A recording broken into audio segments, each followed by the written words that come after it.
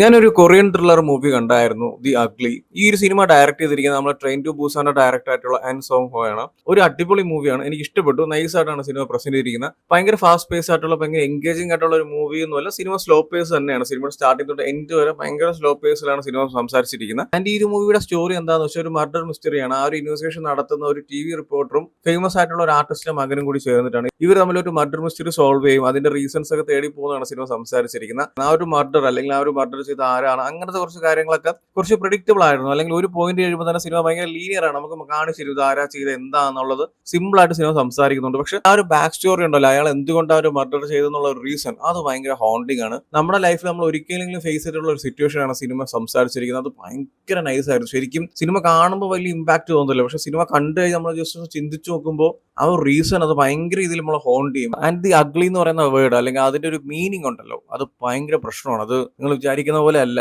അത് ഭയങ്കര വലിയൊരു പ്രശ്നമാണെന്നുള്ളത് സിനിമ വളരെ ബ്യൂട്ടിഫുൾ ആയിട്ടാണ് സംസാരിച്ചിരിക്കുന്നത്. ഭയങ്കര വലിയ ത്രില്ലിംഗ് ആയിട്ടുള്ള, ഭയങ്കര എൻഗേജിംഗ് ആയിട്ടുള്ള, ഫാസ്റ്റ് പേസ് ആയിട്ടുള്ള സിനിമയൊന്നുമല്ല, വളരെ സ്ലോ പേസ് ആയിട്ടുള്ള ഒരു മൂവിയാണ്. ഒരു അവാർഡ് മൂവി പോലെയൊക്കെ തോന്നും. പക്ഷെ ഒരു പോയിന്റ് കഴിയുമ്പോൾ സിനിമ ഭയങ്കര ലീനിയർ ഒക്കെ തന്നെയാണ്. പക്ഷെ ആ റീസൺ അല്ലെങ്കിൽ സിനിമ സംസാരിക്കുന്ന ഒരു ബേസിക് കണ്ടന്റ് അത് അടിപൊളിയായിരുന്നു. എനിക്കത് നല്ല രീതിക്ക് തന്നെ ഇഷ്ടപ്പെട്ടു. അതിന്റെ പ്രസന്റേഷൻ ആയാലും എല്ലാം നൈസ് ആയിരുന്നു. ആൻഡ് ഈ സിനിമയുടെ പെർഫോമൻസ് വൈസ് നോക്കുമ്പോൾ എല്ലാവരും ലൈക്ക് സിനിമയിൽ മെയിൻ ആയിട്ട് വന്നിരിക്കുന്ന എല്ലാവരുടെ പെർഫോമൻസ് അടിപൊളിയായിരുന്നു. എസ്പെഷ്യലി പാർക്ക് ജങ്മിന്റെ ഒരു പെർഫോമൻസ് ഉണ്ട്, മോനെ സീൻ ഐറ്റമാണ്. ടെക്നിക്കൽ വൈസ് ആയാലും അടിപൊളിയായിരുന്നു. സിനിമാറ്റോഗ്രാഫി ആയാലും എഡിറ്റിംഗ് ആയാലും കളറിംഗ് ആയാലും സൗണ്ട് ഡിസൈൻ ആയാലും എല്ലാം നൈസ് ആണ്. ഒരു നൈസ് മൂവിയായിട്ട് എനിക്ക് തോന്നി. അധികം പ്രതീക്ഷ ഒന്നും വെച്ച് പോരുത്, അല്ലെങ്കിൽ വേറെ ലെവലായിട്ടുള്ള ട്വിസ്റ്റ് പ്ലോട്ടോ അല്ലെങ്കിൽ ഭയങ്കര എൻഗേജിംഗ് ആയിട്ടുള്ള ഒരു മൂവി ഒന്നും അല്ല. സിനിമ വളരെ സ്ലോ പേസ് ആണ്, ആ ഒരു കാര്യം മനസ്സിൽ വെക്കുക. പക്ഷെ കണ്ടു കഴിയുമ്പോൾ സിനിമ നല്ലൊരു എക്സ്പീരിയൻസ് ആണ് തരുന്നത്. സോ എന്തായാലും ചെക്ക് ചെയ്ത് നോക്കുക. ഓൾറെഡി ഈ ഒരു സിനിമ കണ്ടവരാണെങ്കിൽ നിങ്ങളുടെ ഒപ്പീനിയൻസ് എന്താ വെച്ചാൽ കമന്റ് ചെയ്യൂ. വീഡിയോ ഇഷ്ടപ്പെട്ടാൽ ലൈക്ക് ചെയ്യൂ, ഷെയർ ചെയ്യൂ. ഇതുപോലത്തെ കൂടുതൽ വീഡിയോസിനായി ചാനൽ സബ്സ്ക്രൈബ് ചെയ്യൂ. Thank you so much.